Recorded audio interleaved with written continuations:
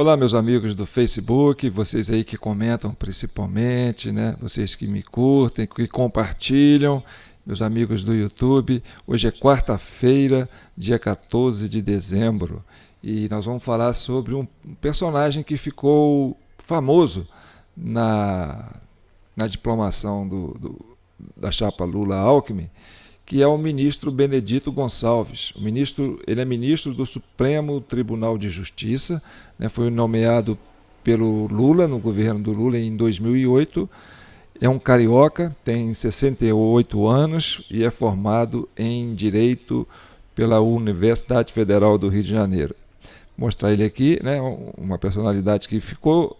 Hoje, se você pesquisar o nome de Benedito Gonçalves, né, ministro Benedito Gonçalves, você vai achar muita coisa sobre ele, principalmente no que tange a sua afirmação, uma frase que ele falou ao pé do ouvido do ministro Alexandre de Moraes durante a diplomação, que é missão dada, missão cumprida. E isso vai gerando, né, especulações pela internet, e muitos querem entender o que significa isso. Chegar no ouvido do Alexandre de Moraes e dizer: missão dada é missão cumprida. Então, eu vou mostrar aqui um trecho, né, do que nós estamos falando, e aí vale as interpretações de cada um faz uma leitura, né? Eu vou trazer uma teoria aqui que eu acho importante dividir com vocês. Vamos só pegar o pedacinho em que o Benedito Gonçalves, né, ao passar por trás do Alexandre de Moraes, ele faz essa fala. Prestem atenção na voz dele, no áudio. Missão dada, missão cumprida. Prestaram atenção? Vou repetir, hein? Fique atenção. Ele vai falar de novo. Missão dada, missão cumprida. Vocês conseguiram ouvir? Missão dada é missão cumprida. Enfim.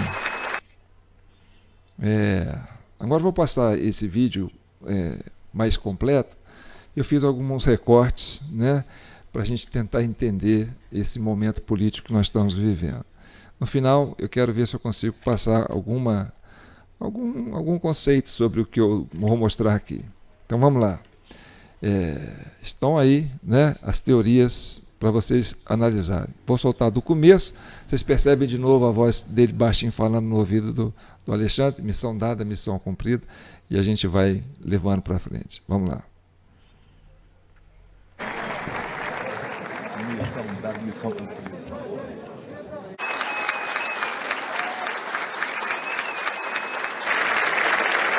Geraldo José Rodrigues Alckmin Filho foi eleito vice-presidente da República Federativa do Brasil, nos termos da Constituição Federal. Brasil, 12 de dezembro de 2022, ministro Alexandre de Moraes, presidente. Sua Excelência, senhor presidente do Tribunal Superior Eleitoral, convido o excelentíssimo senhor vice-presidente da República eleito, Geraldo José Rodrigues Alckmin Filho, a dirigir-se à frente da mesa de honra para receber o diploma.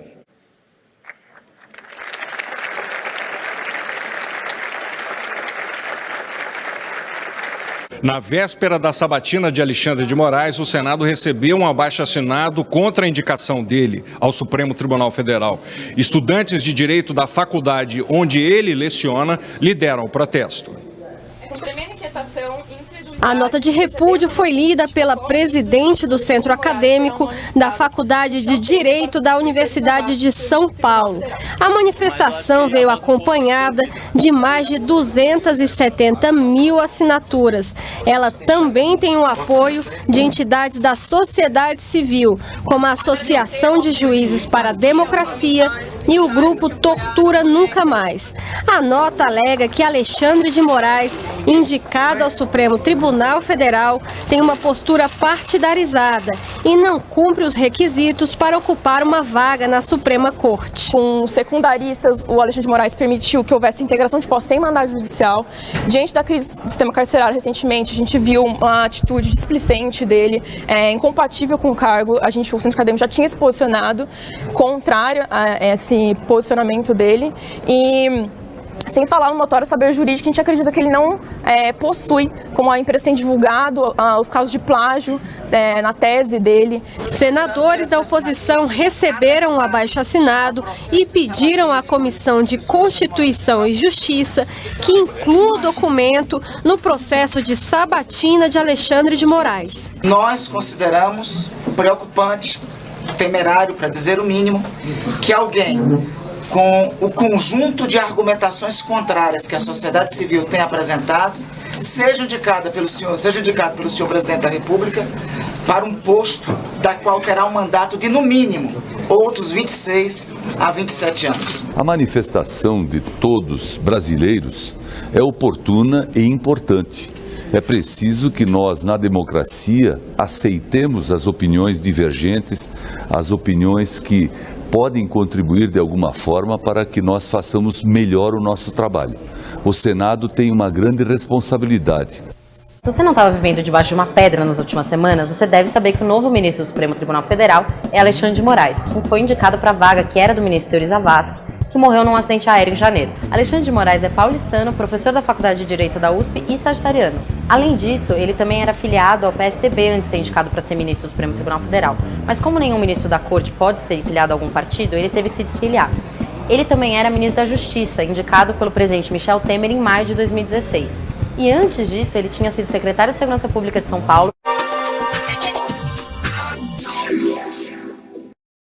O trabalho das polícias civil e militar da Grande São Paulo ganhou um reforço com 139 viaturas. A entrega aconteceu em um encontro com os Conselhos Comunitários de Segurança. É o melhor parceiro que nós podemos ter. Trabalho voluntário, participa, sugere, critica, apresenta propostas. Então, é uma reunião de trabalho muito proveitosa. Promotor de Justiça e secretário de Transportes na gestão Kassab, na época que ele ainda tinha cabelo.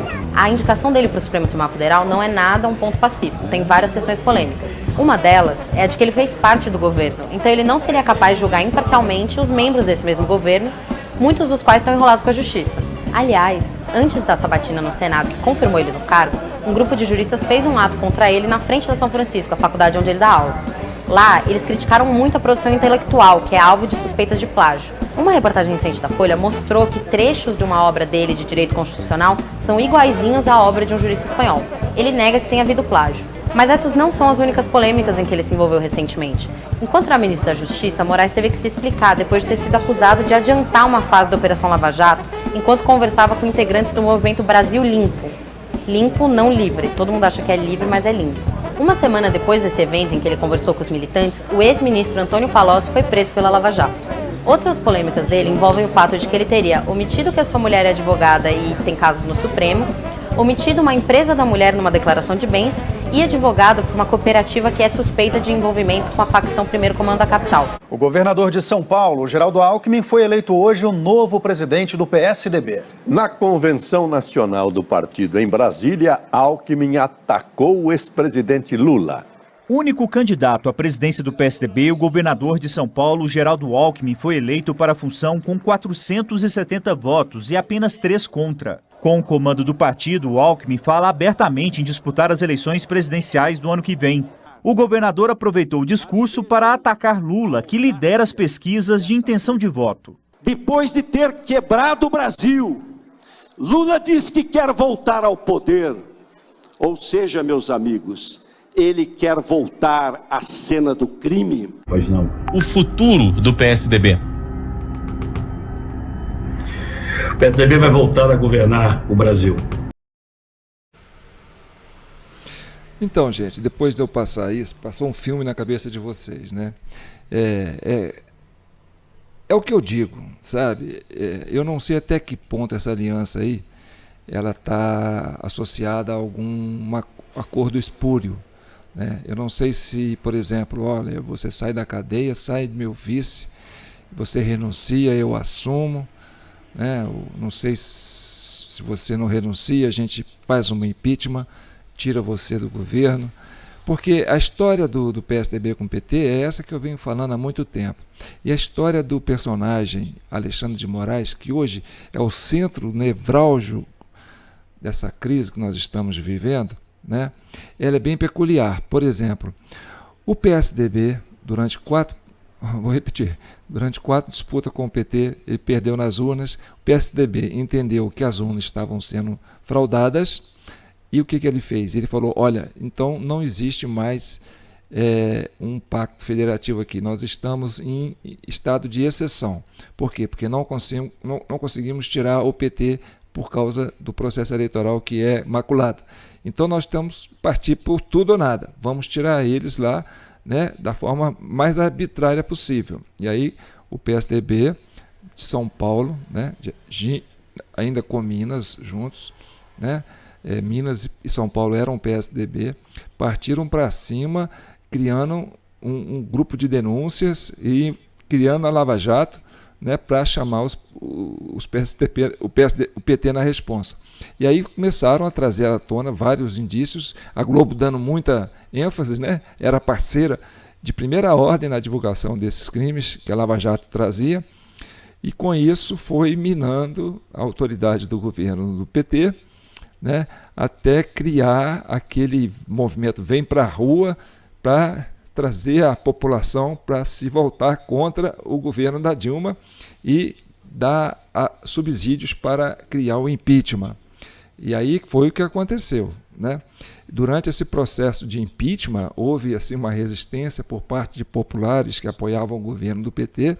Essa manifestação aconteceu muito em São Paulo e a polícia de São Paulo reprimiu com muita violência, né, as manifestações que eram feitas contra esse golpe que estava sendo dado contra o PT.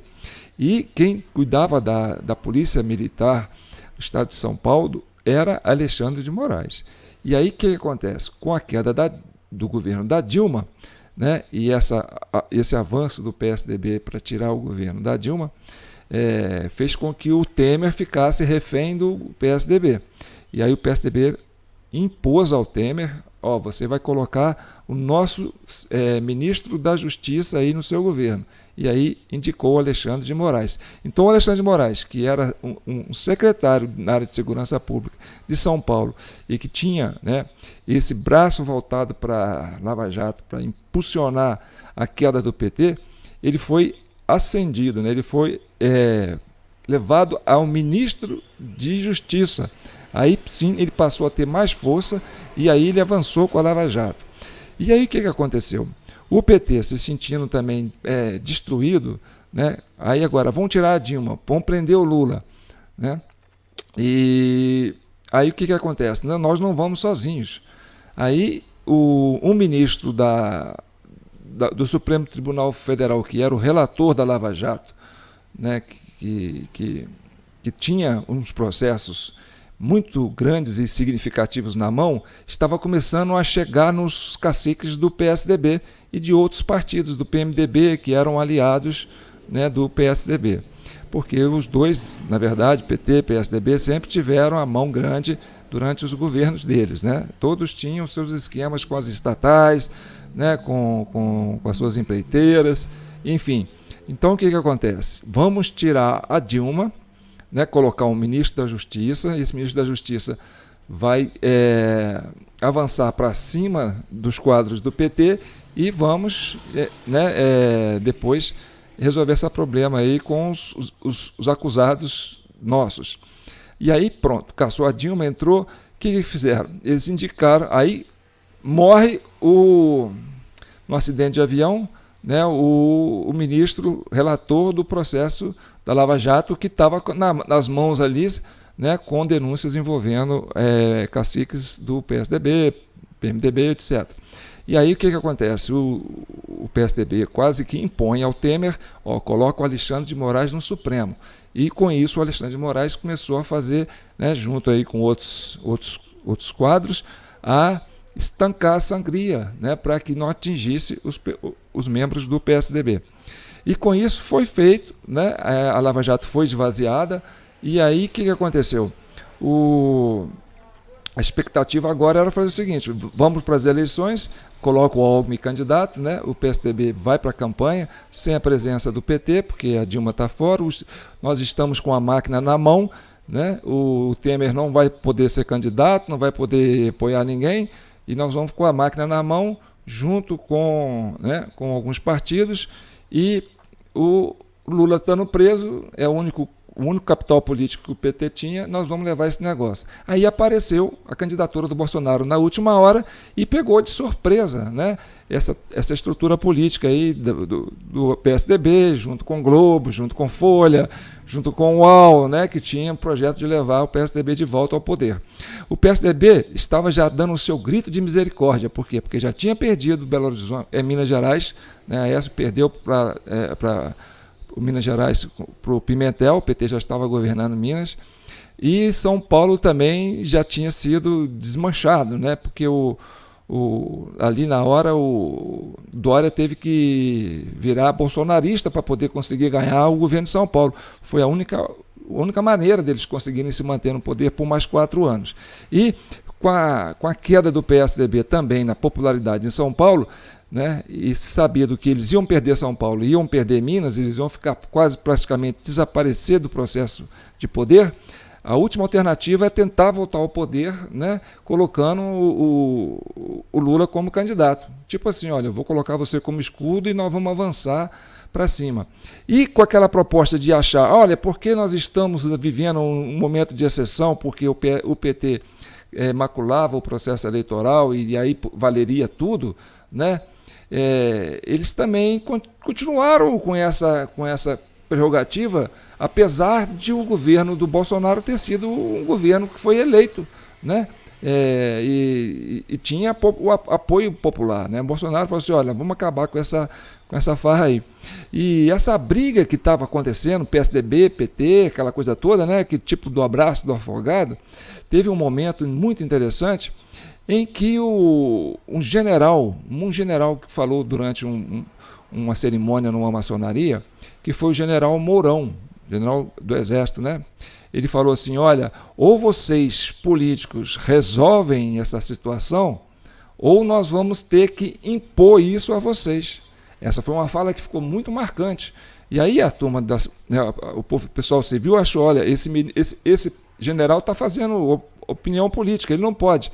Mas era importante que ele fizesse, olha, vocês civis não estão conseguindo resolver esse problema, vocês não estão se entendendo. É um acusando o outro, cada um levando o outro né?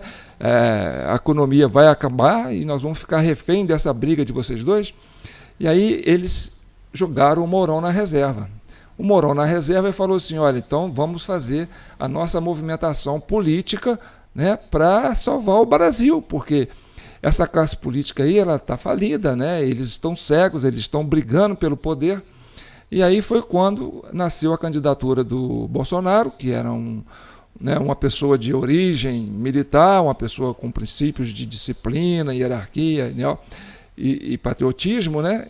Então casou a dupla Mourão com Bolsonaro e essa dupla foi para as eleições e o povo identificou. Olha, gente, esse pessoal civil aí, eles não estão se entendendo, eles estão brigando. Vamos abraçar a candidatura do Bolsonaro, que pelo menos a gente tem uma esperança de que a coisa aconteça.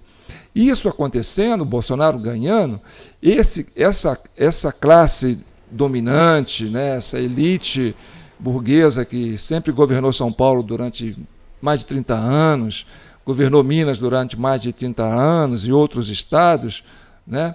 Embora tenha perdido o governo federal para o PT, eles ainda dividiam, né? Então andavam de mão dadas aí, usufruindo dos mesmos benefícios dessas empresas estatais, esse esquema todo que foi denunciado aí.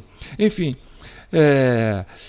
faltou bom senso, sabe? Olha, se aconteceu uma eleição e um homem ganhou e esse homem poderia mudar a história que se pretendia mudar, que era trazer uma eleição transparente, colocando uma auditagem nas urnas eletrônicas para que isso pudesse trazer o Brasil à normalidade, né? O que aconteceu? Em vez deles aceitarem essa proposta de caminhar para um lado da democracia, não, eles recrudesceram, né? Quer dizer, eles ficaram mais inquietos, né? E foi aí quando eles olharam um para o outro e falaram assim, olha, ou a gente se une ou a gente desaparece, né? E foi o que eles fizeram, achando que estávamos ainda vivendo um estado de exceção. Não estávamos. Nós tínhamos um presidente eleito com a vontade popular, com apoio popular, e que estava administrando o país corretamente, mas tinha que tirar ele de lá. Então, essa união, essa coisa que meio cega, já estão meio cegos pelo poder, fizeram com que eles perderam esse bom senso. E a gente vê isso, né? A gente vê isso.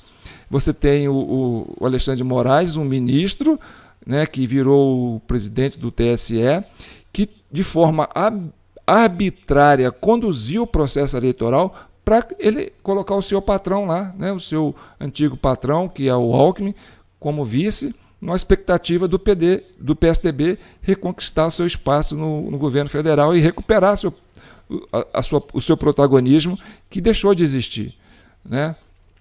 Agora eu preciso que vocês entrem. Agora é com vocês. Comentem.